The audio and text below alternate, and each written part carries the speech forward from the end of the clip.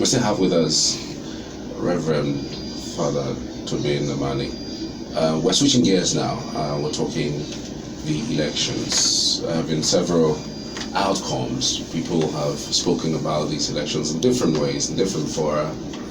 Just taking a look at the conglomeration of the local observers and even international observers.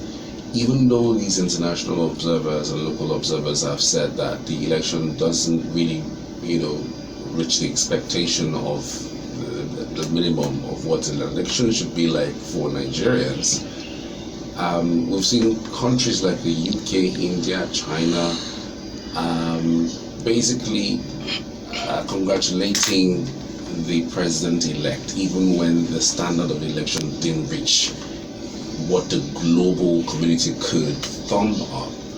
Why is that? What are you expecting if you have an independent country and there are people who have been robbed and not doing anything, and you're expecting China or UK or India to come and conduct the election? The fact is that following this is a very old history. The Treaty of Westphalia in 1648 defined sovereignty of states as far back as 1648. That was the treaty that separated the Catholic Church from civil authority. So each country is sovereign and independent, and there should be no interference from other countries, except there are exceptions. So what we're asking is whether the exceptions now can play in now. Mm-hmm. You have a government that conducts an election and it falls below standard. Are we expecting India to bring, what are they going to do? They clap for you if you say it is okay. Because they have to deal with whoever you bring. You understand? At the time that Trump was elected in the US, many countries don't like him, but they have to deal with him. So the people are waiting for us to do our work. Intervention can come, but it is not in the sense that some people are looking at it. Let's take one instance that took place in the Gambia. Dawda Jawara was voted out and he said, no, I'm not going out. The AU and ECOWAS, you know what they did? They sent a delegation first and threatened that they could come with military force to take him out. But they didn't go with the military force, so they used what we call a stick and a carrot. So if you use the carrot and it doesn't work, you try and threaten with the stick. So eventually he handed over. That is one instance where intervention was possible. Intervention with the consent of the people, because Jawara was almost alone on his own, and the Gambian people had voted for another person, and he wanted to impose himself. So under what conditions can intervention take place? One is on humanitarian grounds. If people are being massacred in great numbers, other countries can unilaterally intervene, or a regional intervention can take place, or United Nations intervention. Remember, Nigeria intervened in Liberia. Unilaterally before the ECOWAS even took up the case, and eventually the United Nations gave permission for that intervention.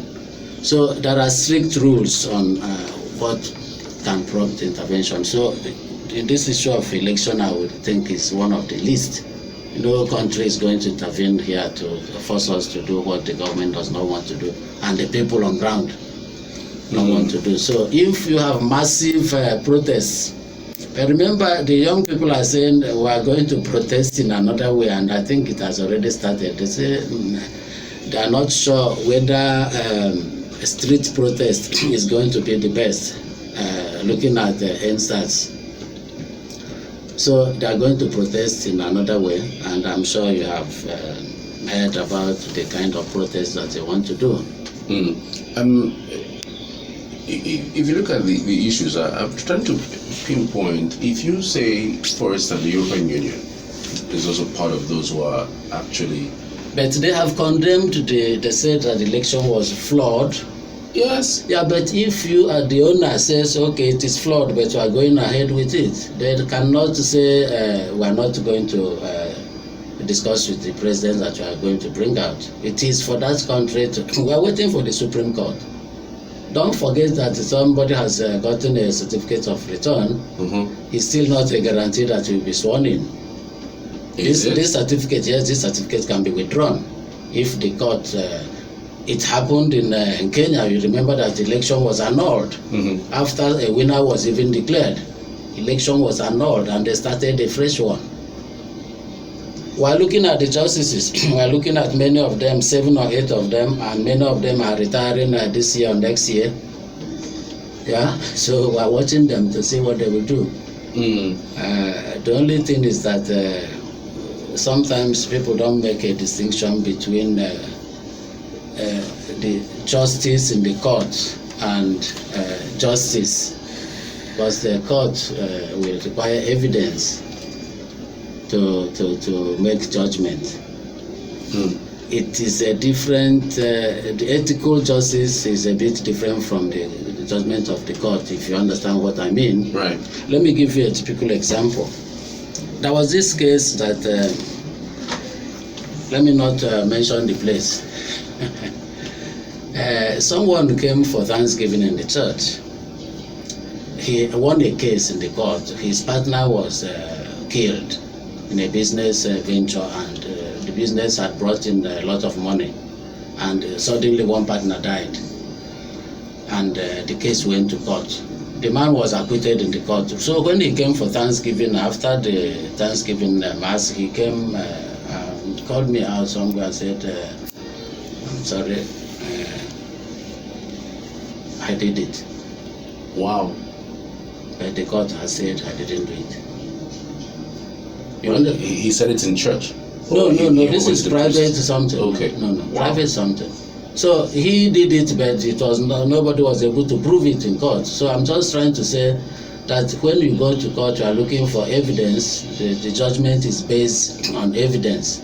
Wow. So it is possible for someone, a thief, to be acquitted for lack of evidence. But that thief knows that morally he is culpable, he is guilty.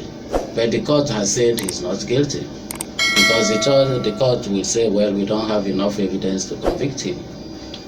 Wow. Yeah, we have to be very careful about the difference between judgments in the court and the ethical justice. Wow. Of culpability according to evidence. If you go and kill somebody and nobody sees you, and then you go to court and the court says, do you have evidence to prove that this person has killed? And you say, no, I don't have evidence. The court will not convict the person or nothing. Also, you don't think that Tobe can prove this his case? No, I think they have a lot of things already, because I think most of the results have been uploaded, and from what you are seeing, you can check it out yourself. Go and check your polling booth and see whether what INEC declared is rhyming with what you have in your polling booth. Yeah, so internet can be terrible because you leave footprints wherever you go. Right. So they are preparing their case. So let us see how it is going to happen, how INEC is going to be able to regulate from this quagmire. So it's like a dilemma now. Right. But it tells something else, Charles. There's something I'm looking at in Nigeria that is really very troubling, that you create institutions that have defined regulations, guidelines, and laws to function for the common good, and a few people you put into that particular establishment are working so hard to destroy what they are supposed to build. And you just keep quiet and watch them. And why does it happen like that? Because the 3 organs of government that are supposed to be able to do what you call checks and balances are either quietly acquiescing or somehow allowing it to happen to their own benefit. to their own benefit, because there's no way. How are you going to explain it? You spend billions of naira to do something, and on that day, the people who are in charge of this, the money is frittered. They come, they open hands, they say we have some hitches here and there. This you give flimsy excuses, and the public condone it. You grumble in your room, you say, okay, now let us leave it. This is basically what you call bad governance. Yeah, because what is it? I gave you example the other week. Tell me what happened that the person who is doing a checklist on the polling booth and the quantity of ink that is required in order to go to each polling booth, and then you come to the local government headquarters and you don't have enough ink.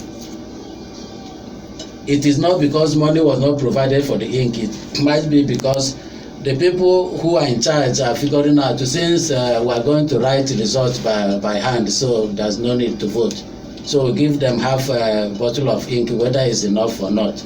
And that person is not punished.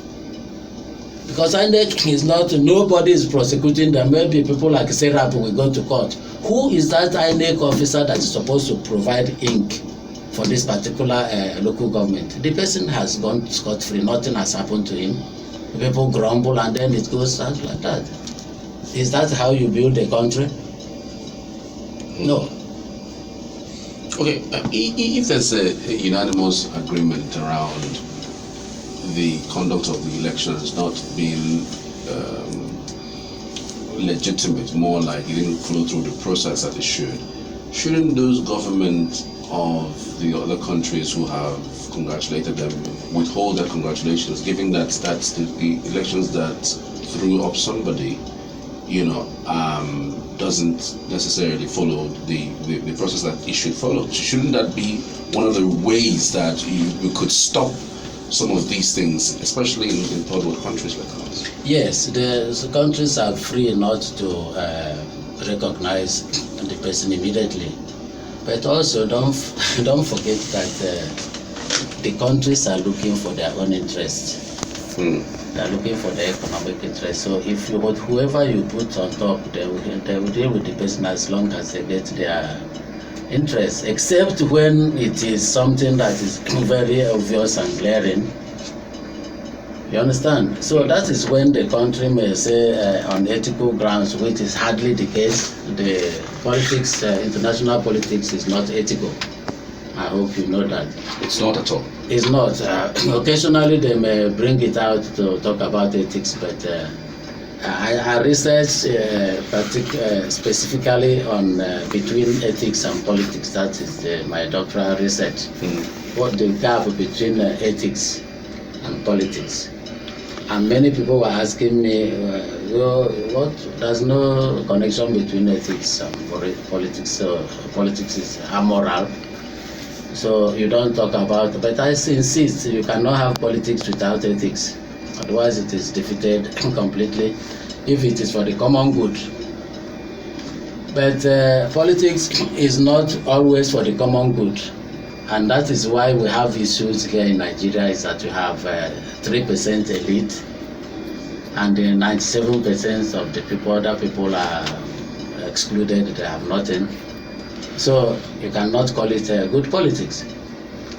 According to Jeremy Bentham, his utilitarian principle is the greatest good for the greatest number of people. But is that what we are seeing? That brings me into the fight and the cry that many people are crying out in some states. Let's take, for instance, Enugu State. Who are you crying for?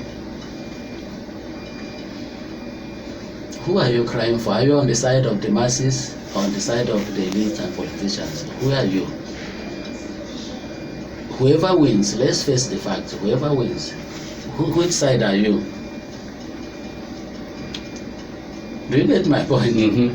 So, governor is coming from this and that place, and it is already bad that people they have to fight in order to get a governor from their own side, because whoever is going to be there is not going to be fair. He's going to single-handedly, one man decide everything, decide to have all officers from his side, and then the other group is waiting for their time to have all big political offices go to their own side. The next zone is waiting. Is that how it should be? No. But in all this, is it the few civil servants that are talking about that are benefiting? You can see that whoever wins, the majority of the people will still suffer, as long as you don't have water, you don't have roads, hospitals are not functioning, schools are not functioning. So what actually is the benefit of the fight? On whose benefit? So let's go back to what you think that some people say, oh, the United Nations will blacklist Nigeria, or they stop trade with China, with US. No, it's not going to happen. They want the oil. EU is negotiating to pipe our gas through is it Algeria, yeah, into Europe. So the election, flawed election, is not going to stop the flow of the gas. They want the gas. So whatever you do with your country is your problem. They may have some protests, but they have given us the most basic things that we need to hear is from them. They were truthful enough to say this election was flawed. It fell below standard. So what else are you expecting them to say? Interesting. There's another matter that's bothering me, given the outcome of this election. The way it stands, before this matter gets to the Supreme Court, the president-elect may have been sworn in on May 29th. So I'm wondering, wouldn't that influence the outcome if it gets to Supreme Court, for instance? Why the president is already sitting? Do you think that we should devise a means to finish off everything that has to do with litigations of any election before the president-elect, takes over office? Because we know how powerful that seat can be when it comes to influencing other arms of government. I think that should be the ideal, and I think that's what they are planning. We still have, this is March, April, May. So we still have basically about 2 months to the 29th day of swearing in. We hope that all court cases would have ended.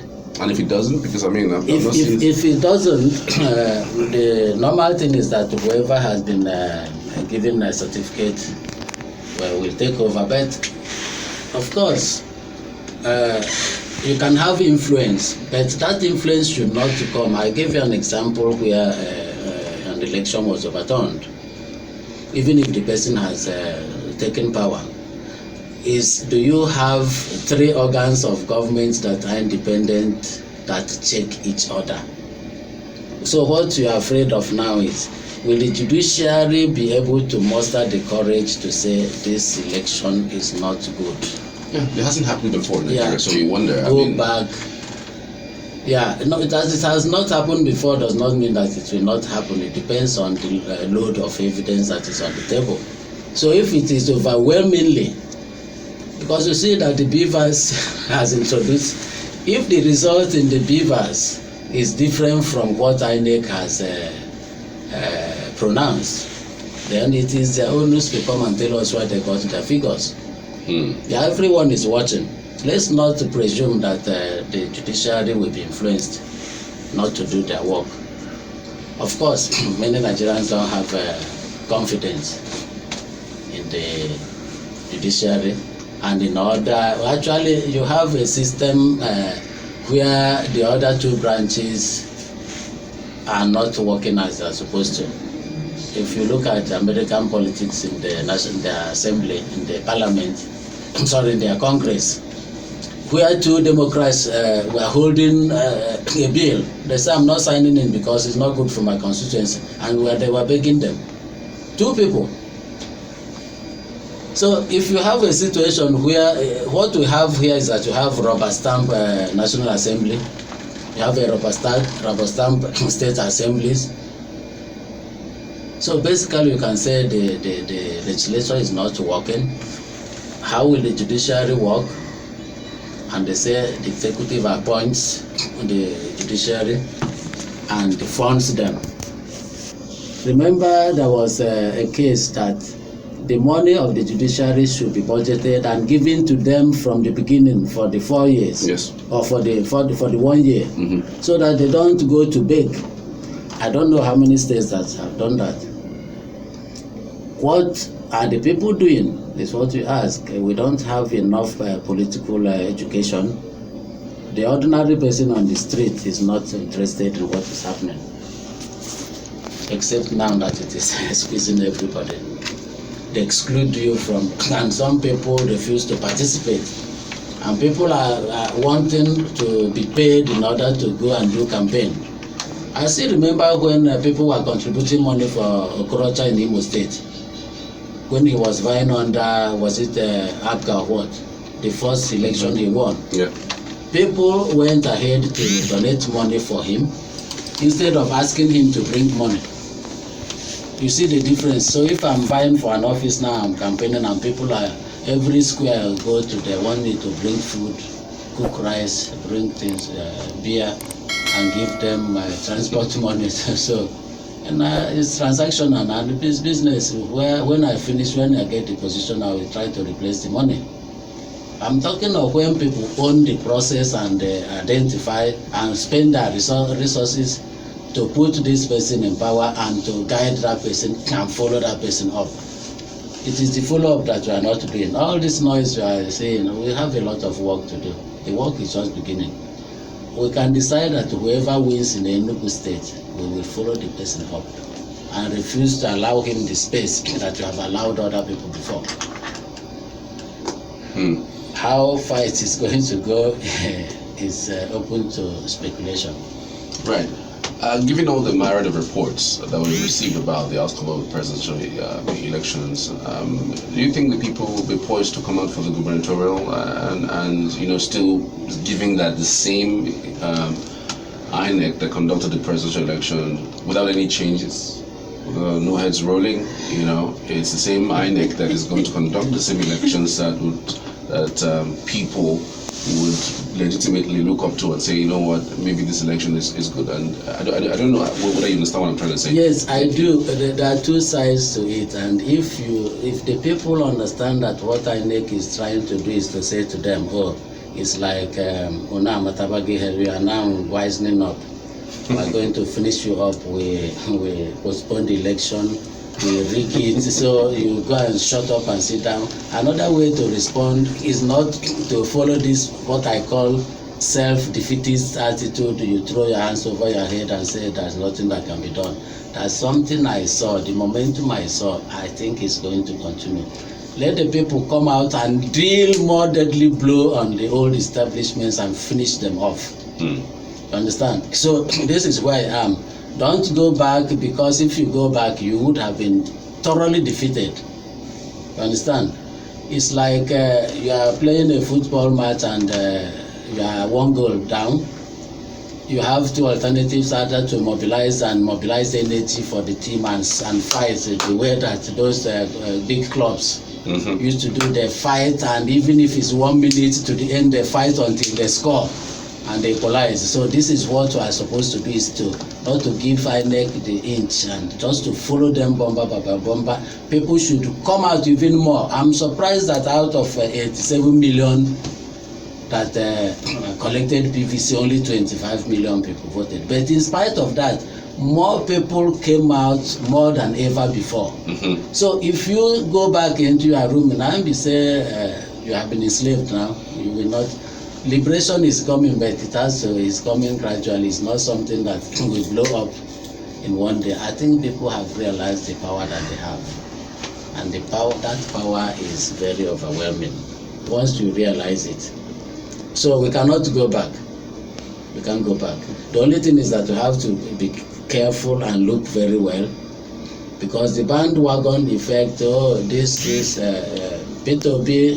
has made his mark. I remember he came through the court after 3 years that someone was sitting on his seat. He regained it. So if you want to belong to Labour, make sure you are following Obi's system. so that you will not have problem with us tomorrow. When Obi came in, he said, if you want to work with me, this is where I'm going. Before you become commissioner in Anambra State in those days, you decide to join or you don't join. Don't give me money, don't take. Because if we catch you taking, then you're in trouble.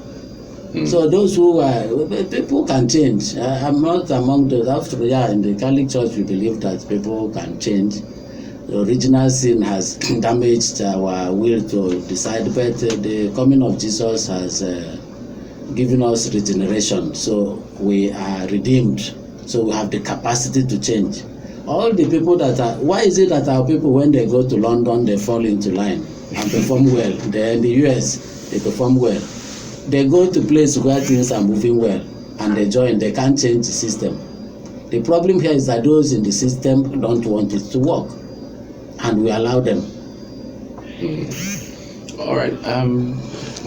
Because of the unanimousness of the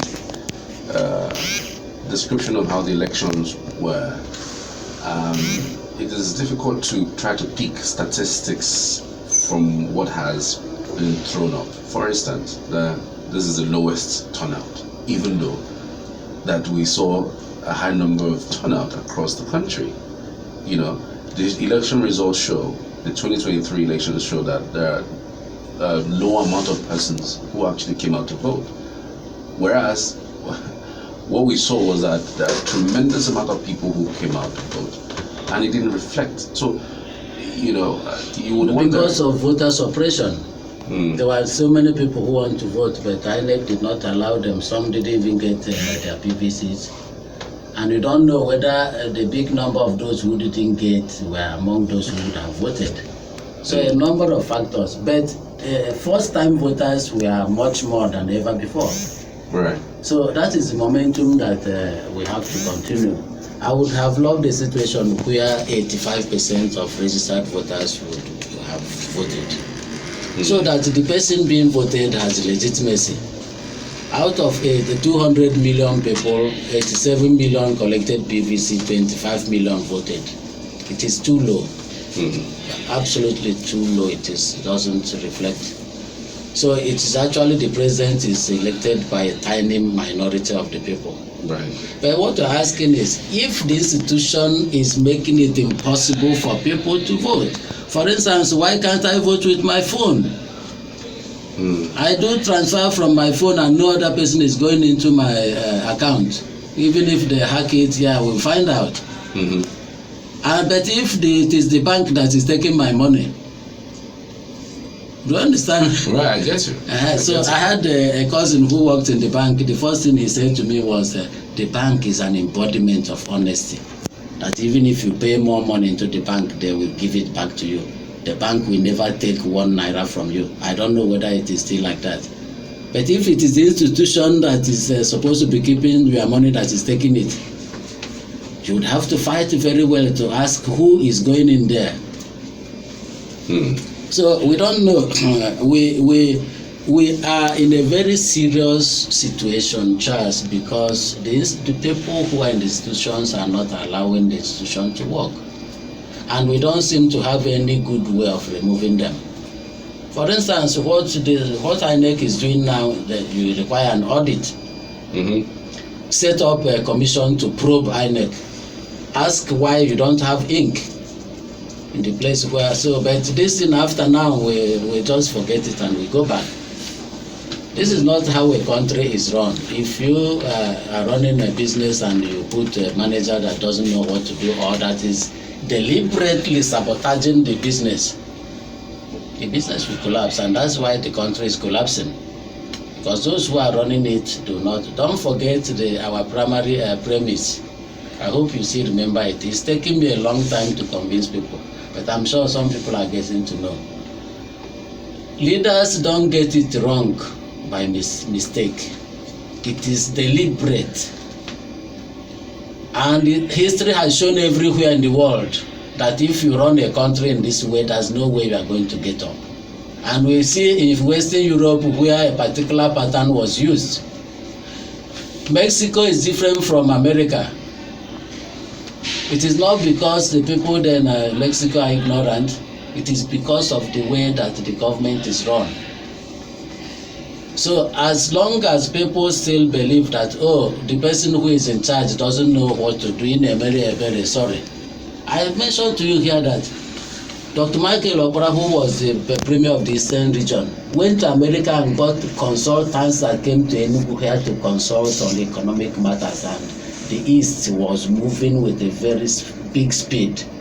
So don't make the mistake of thinking that, oh, the leader is ignorant, he doesn't know what to do. No, he gets it wrong deliberately. So that's the greatest mistake, and it is difficult for anyone to believe what I'm saying, that the leader is deliberately getting it wrong. He wants it to be that way. And that's the way it is, because there are so many things he can do in order to make it better. He's not doing it. Right. Before we get to the calls now, the elections outcome, did it for you show unity in the country? It does look like the tripod stood, and it's. We don't know yet, Charles, until the real result is out.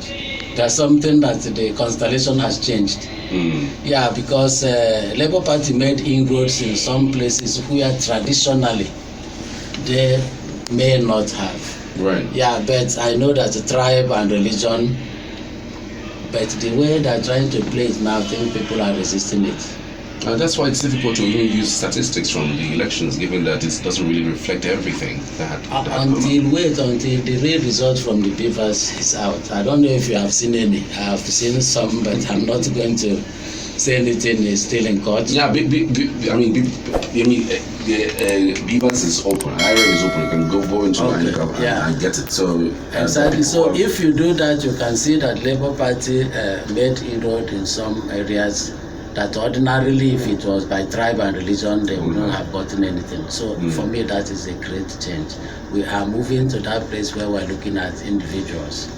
And we are saying to the leaders who are playing ethnic politics, this primordial politics, leave us alone. We are looking for somebody who can clean up the place. Right. Join the conversation this morning, 0700 1055 1055. You can also call 0700 1055 0000.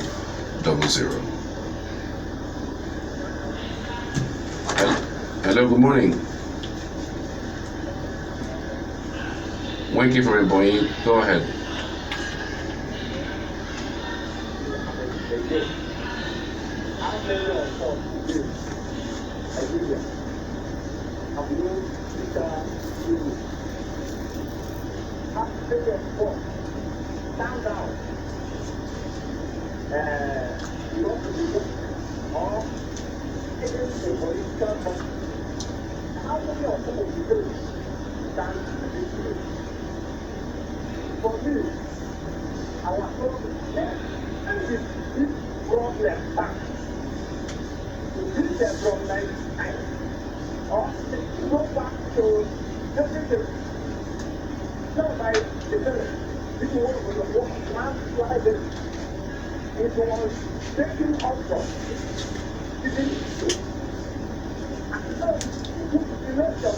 One minute.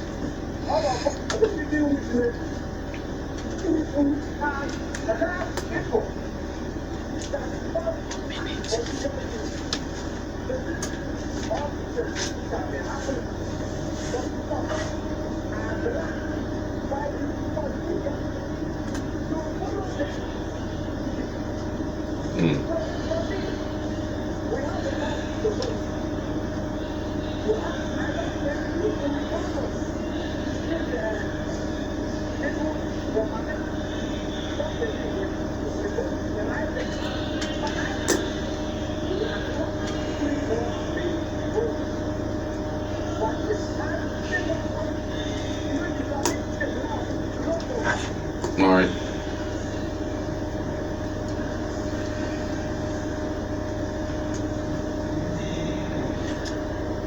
All right, Winky, many thanks for your thoughts. Hello. Good morning. Thank you. Okay, what's your name, please?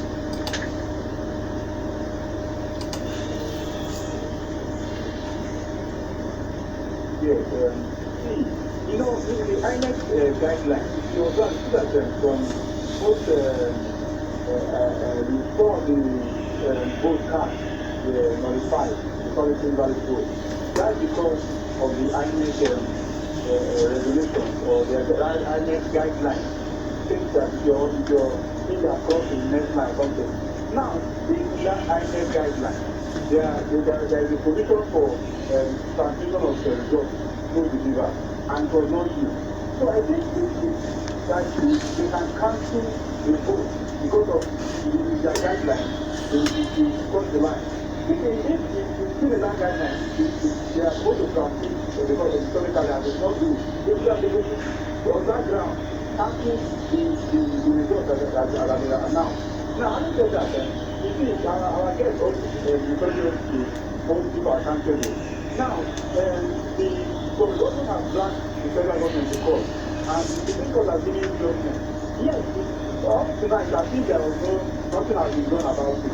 So what do you think you do when people that are supposed to, when people have done what they're supposed to do, and yes, because we increasing evidence now, we that voted for, we are waiting because we have our authority of going to court.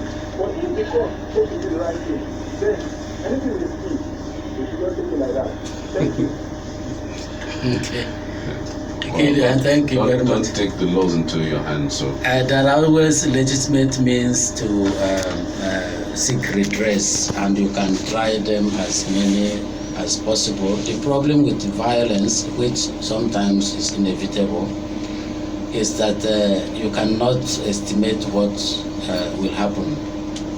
So, but those who are sitting on people's rights and hoping that the people will respond in the same way all the time and keep quiet and move away, you cannot estimate what will happen. The revolutions we have in the past came spontaneously. We are not asking for that. We are looking for a legitimate way. The people who are in the court you are talking about are also our own people.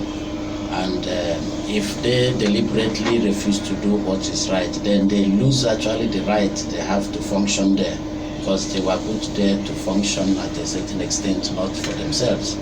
So that is what we call bad governance. all right, let's take this call. Okay, we'll live to it. Let's see if we can take this one coming in. That's 0700-1055-0000. Hello? Good morning.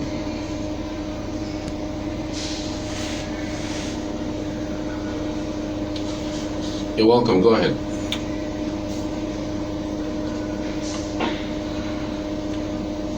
Hello?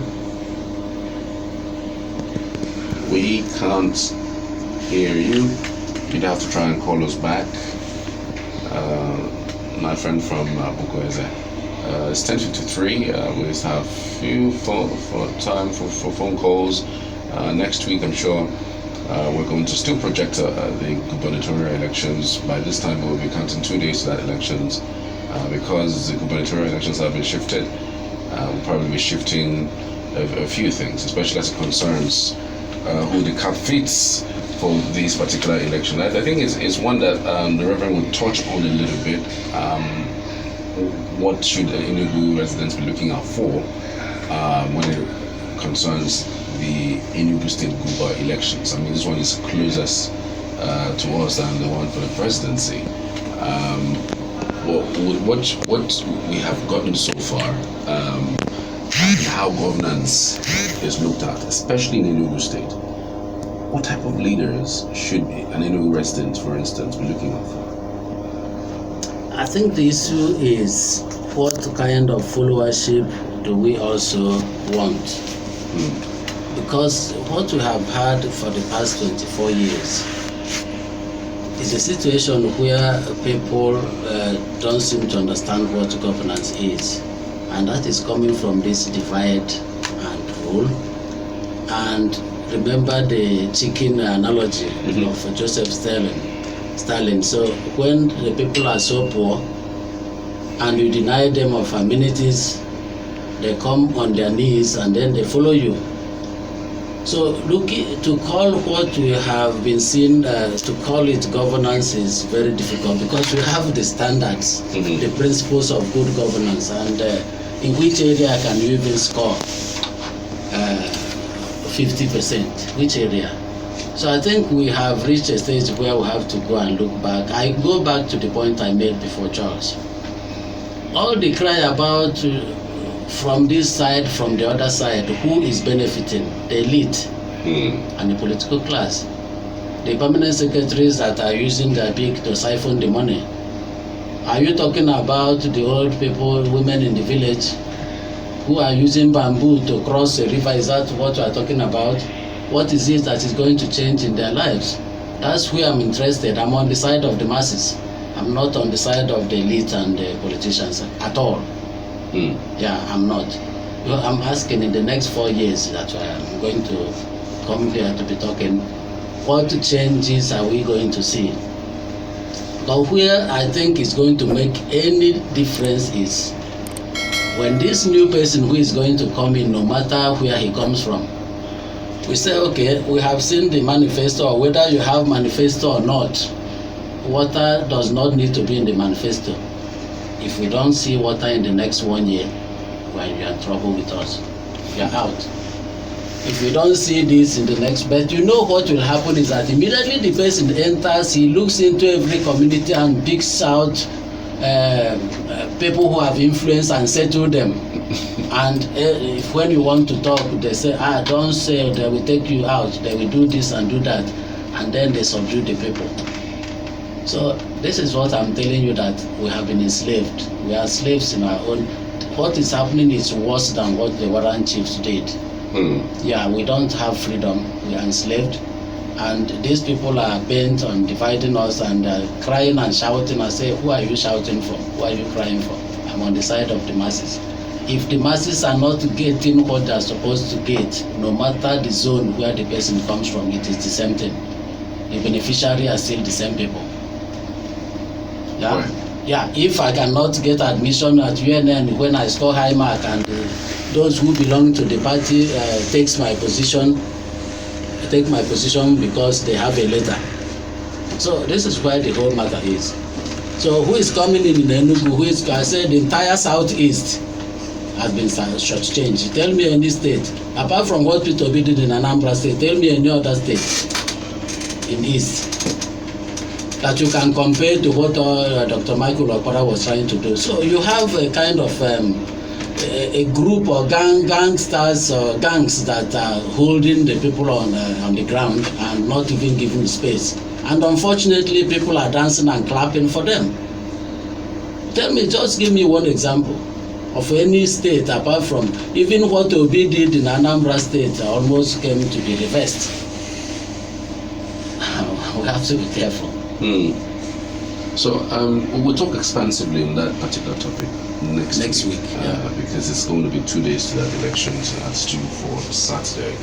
I want to say a very big thank you to you, sir. We are out of time.